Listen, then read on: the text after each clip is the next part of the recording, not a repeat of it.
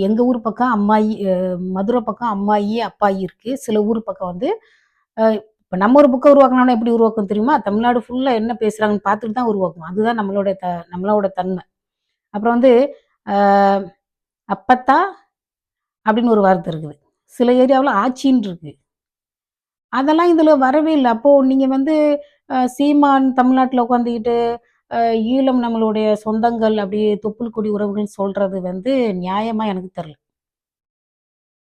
நியாயமா எனக்கு தெரியல. சீமான் தம்பிகள் வந்து நீங்க வந்து கையில டாட்டூ குத்திக்கிறது என்ன, இந்த விடுதலை புலிகள் சிம்பல குத்திக்கிறது என்ன, பிரபாகரன் படத்த குத்திக்கிறது என்ன, அதெல்லாம் பார்க்குறப்போ எனக்கு அப்படியே எரிச்சலா வருது.